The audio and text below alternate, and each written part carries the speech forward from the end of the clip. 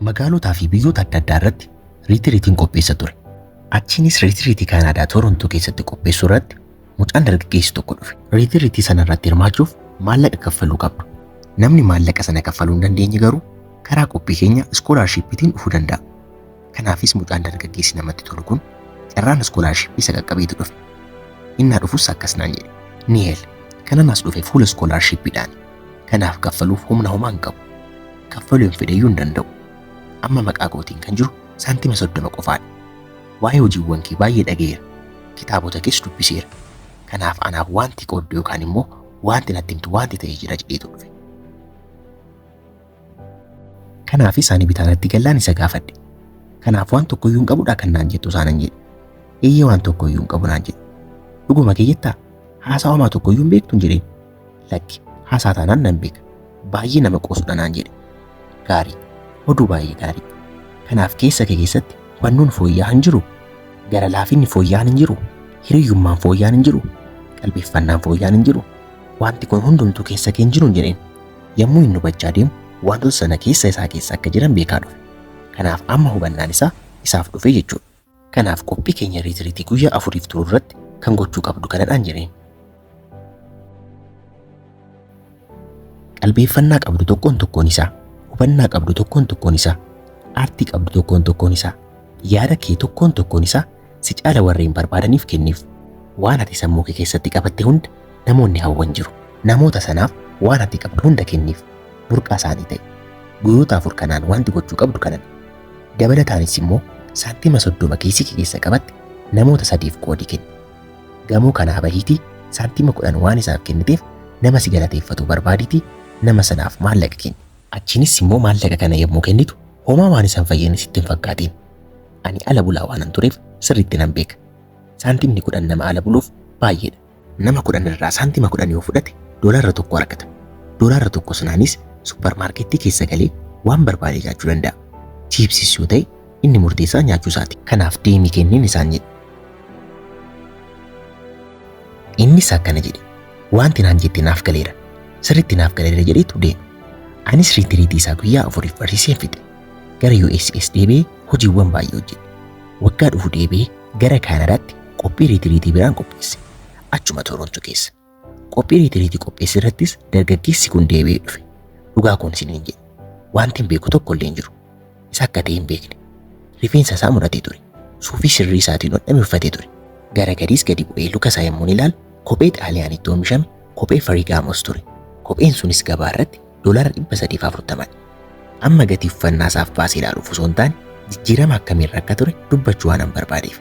Uffannaa baay'ee ajaa'ibu ture kan uffate. Kun nama biraadha malee nama waggaa darbee arginedha jechuun dandeessan. Kanaaf anis isaan beekne ture. Qophii riitiriitichaa irrattis kan ta'e tartiiba isa tokkoffaarra. Kanaaf anis haala uffannaa isaa ilaalee shurraaba kootii isaa jalaan uffate baay'ee bareeda.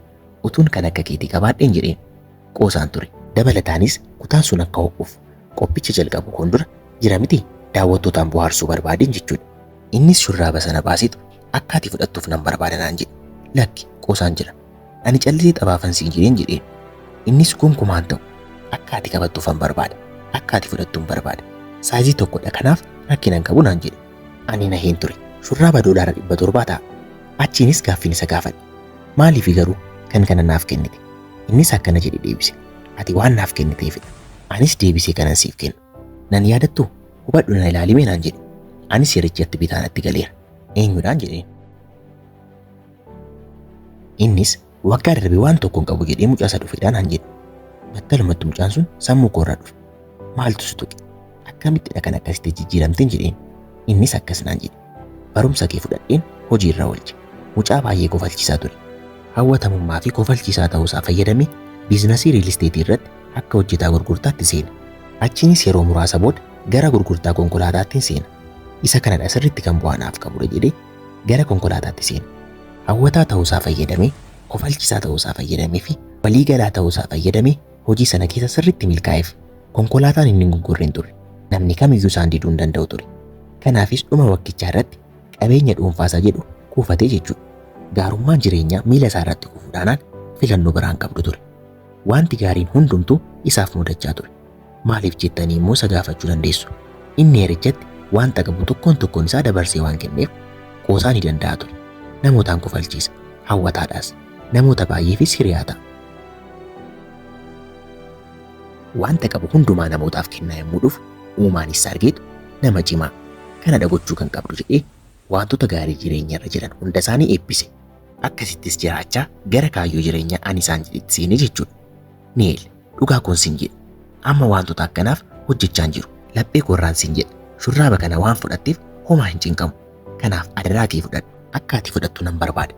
Ammaan kana hojjedhu wantoota akka kanaaf akka hin taane sirriitti nan beeku. Maallaqaa fi wantoota akka kanaaf akka hin hojjenne yommuu beeku immoo wantoonni akkanaa yeroo hunda ana irratti kufuu jalqaban. Amma ani osoo hin barbaadin iyyuu maallaqni gara koo dhufa naan jedhe. Anis yeroo sanatti kan isaan jedhe kana ture. Exactly. Amma ammaatti wanta hin barsiisu godhee jireenya isaatti raawwatee jiraachaa dhaabbii isaatiinis kanaaf horfachaa jiru fakkeenya namaan jedheen. Yeroo baay'ee namoonni baay'een kan hin hubannes anis immoo uumaa faana haasaa qabaachuu koon dura kan natti dhaga'amu wanta wal fakkaataa ture. Wanti hundumtuu mudaa kan hin qabnee fi wanti hundumtuu perfect ta'e osoo jiru anaaf garuu akka sana natti hin fakkaatu. Maal gochuuf akka yaalaa jirtan hanga beeknettii fi kana gochuuf deemsa barbaachisu gadi fageenyaan hanga hubannetti mudaa dhabeessummaa ilaaluu hin dandeessan. Kana garuu yoo beektan wanti hundumtuu akkamitti mudaa dhabeessa akka ta'e ni hubattu. Kanaaf kunis marii Waaqayyo faana godheen kan dhufedha. Jechoota sadii kanaan qofa jireenya koo akkan sirreessu na gargaareera. Inni tokkoffaan be resource ture. Burqaa ta'e. Inni lammaffaan immoo seize perfection. Mudaa dhabeessummaa ilaali. Amma yeroo sanatti Waaqayyo akkas yommuu naan jedhu ani wantin jedhe kan ture waggaa tokkoof ala taa'eera. Maatiin koon jiran. Fayyaan koos guyyaa guyyaadhaan itti caalaa jira. Bakka kana taa'ee akkamittiin kan mudaa dhabeessummaa ilaala. Mee wanti mudaa hin qabne eessa akka jiru qofaa natti agarsiisin jedheen. Innis akkas jedhee naaf deebise. Wanta asitti ta'aa jiru eenyummaa kee dhugaa barachaa fi ibsaa jirtaa naan jedhe. Amma kana Oromiffa salphaadhaan sin hubachiisa. Waaqummaan hundumtuu eenyuu fi maal akka ta'e kan ibsu ibsaa muuxannoo akka ta'uuf Waaqayyo shaakala jireenyaa foon keessa jiru uumeera. Waaqayyo ofiisaa muuxannoon beekuu barbaada. Kanaaf anii fi isin jireenya foonii isa jennuuf keessa isaa kan jiru nuunis dabalatee sana gochuudhaaf itti fayyadamaa jira. Marii Waaqayyo faana godhameenis iccitiin natti himame iddoo kanadha. Wanti nuti hin taane bakka hin jirretti nuti isa taane miti. Muuxannoo qabaachuu hin dandeenyu. Jalqaba akkas yommuu naan jedhu bitaa natti galeera. Mee haala naaf galuun naaf ibsin jedheen. Innis tole jedheetu mee wanta salphaa ta'e haa kaasnu. Niyoo atamma ani ifadha jedheetii yaadi. Tole ani ifadha jedhe. Dukkanni osoo jiraachuu baate akkamittiin ifa ta'uu kee kan beektu naan jedhe. Dungoo yoo taate hoo ammas ifadha miti? Haa ta'u malee aduun baate yoo ta'e maalidhaati? Akkuma kee dungoowwan baay'een jiru. Aduunis jirti. Kanaaf of nan beeka jettee yaaddaa? Gonkumaan yaaddu miti. Kanaaf naannoo kee guutummaatti ifaan yoo marfamte ati ofii kee akka ifaatti hin lakkooftu yookaan immoo ifa akka taate iyyuu hin beektu. Anis immoo akkas jedheen deebiseef. Ati mee uumaadha. Wanta hundumaaf furmaata qabdi. Ani akkan ifa ta'e akkan beekuuf wanta ta'e naaf godhin jedheen. Innis immoo godheeraa naan jedhe. Naannoo kee dukkanaan marseeraa naan jedhe. Dukkanaan yerootti marfamtanitti iyya keessan gara samiitti hin kaasinaa. Dukkanaanis hin abaarinaa. Eenyu akka taatan akka beektaniif dukkanicha fayyadamaa. Eenyummaa keessan akka ibsitanii fi warreen sin argan hundumtuu eenyu akka taatan akka beekaniif dukkanaaf ifa ta'aa. Ibsaa sin ibsitaniinis namoonni biroonis eenyummaa isaanii isa dhugaa akka baraniif ni gargaartu. Haasaa ani Waaqayyo faana godheen barumsi guddaan na barsiise kanadhaan hojjedha. Neil Donald Walsh. Barreessaa Conversations with God. Kitaaba kana Virgiinii Ingiliffaa isaatiin yoo argitan akka dubbistaniif sin gorsa. Afaan Oromoodhaanis hiika waan hin qabneef waa'ee kitaabichaa viidiyoowwan akkanaa siniifan hojjedha.